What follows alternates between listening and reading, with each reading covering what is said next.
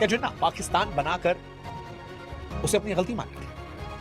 आज history book की इस खास कहानी में हम जिन्ना के उन आखिरी दिनों के पन्नों को पलटेंगे और जानेंगे कि आखिर क्यों कई जानकार उनके अंत को एक अनकही निराशा से जोड़ते हैं। नमस्कार, आपके साथ मैं हूं शुभांकर। हिस्ट्री बुक में आपका स्वागत है। आज उस इंसानी कहानी हम जानने वाले हैं जिसने पाकिस्तान बना दिया, लेकिन इतिहास के पन्ने या कहीं कई पन्ने बताते हैं कि जिन्ना के आखिरी दिन बहुत ही अकेलेपन और वैचारिक संकट के संकेतों से भरे थे। जिस इंसान ने करोड़ों लोगों का मुल्क बनाया, उसके आखिरी समय की सर्कमस्टेंसेस आज भी कई सवाल खड़े करती है। आज उन बातों का हम सच जानेंगे जो अक्सर चर्चा से गायब हो जाती है और समझने की कोशिश करेंगे क्या वाकई जिन्ना जीत कर हार गए थे। तो देखिए, इतिहास के छात्र ये बात जानकर हैरान हो जाएंगे कि जिस जिन्ना ने पाकिस्तान की नींव रखी वो कभी हिंदू और मुसलमानों को जोड़ने वाले सबसे बड़े वकील थे। उस दौर की मशहूर कवित्री सरोजिनी नायडू जी जिन्ना को हिंदू मुस्लिम एकता का एम्बेसडर कहती थी। जिन्ना शुरू में धर्म के नाम पर राजनीति करने के सख्त खिलाफ थे और कांग्रेस के बड़े नेता थे। कई स्कॉलर्स उनके मुरीद थे। उन्हें लगता था कि जिन्ना ही भारत को एक रख सकते हैं।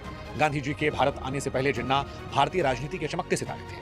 अपनी आधुनिक सोच, अंग्रेजी रहन सहन और कानून की गहरी समझ के लिए वो जाने आते थे। पर वक्त का पहिया ऐसा घूमा कि वही जिन्ना बंटवारे का सबसे बड़ा चेहरा बन गया। आज कई इतिहासकार सवाल करते हैं कि क्या अपनी मौत से पहले जिन्ना को उस पुराने जिन्ना की याद आती थी जो सबको साथ लेकर चलना चाहता था। कुछ जानकार का मानना है कि उन्हें इस बात का दुख जरूर रहा होगा कि जिस एकता के लिए सालों मेहनत की, अंत में उन्होंने खुद ही उसे खत्म कर दिया। वो शख्स जो कभी सबको जोड़ने का सबसे बड़ा सिंबल था, अपनी आखिरी सांसों में खुद को सबसे बड़ा बंटवारा करने वाला इंसान देखकर कैसा महसूस करा। ये आज भी एक बड़ी ऐतिहासिक बहस है। मोहम्मद अली जिन्ना को पाकिस्तान से कहीं ज्यादा आपको जानकर हैरानी होगी कि अपने मुंबई वाले घर साउथ कोर्ट से लगा था। मालाबार हिल पर बनी यह कोठी जिन्ना ने अपनी मेहनत की कमाई से बहुत शौक से बनवाई थी। कहा जाता है कि जिन्ना ने इसके एक एक पत्थर और सजावट की चीज खुद चुनी थी। बंटवारे के वक्त जब सब कुछ बदल रहा था, तब भी जिन्ना ने भारत के अधिकारियों से बहुत भावुक होकर कहा कि मेरे घर को प्लीज संभाल कर रखना। हो सकता है मैं गर्मियों की छुट्टी में कभी घूमने आऊं। कई इतिहासकारों का यह मत है कि जिन्ना ने कभी भी कल्पना नहीं की थी कि भारत और पाकिस्तान के बीच ऐसी दीवार खड़ी हो जाएगी जिसे पार करना नामुमकिन होगा। उन्हें लगा था कि दोनों देश पड़ोसियों की तरह प्यार से रहेंगे, सरहदें कागजों पर रहेंगी। वे चाहते थे कि साल के कुछ महीने कराची में रहें और बाकी समय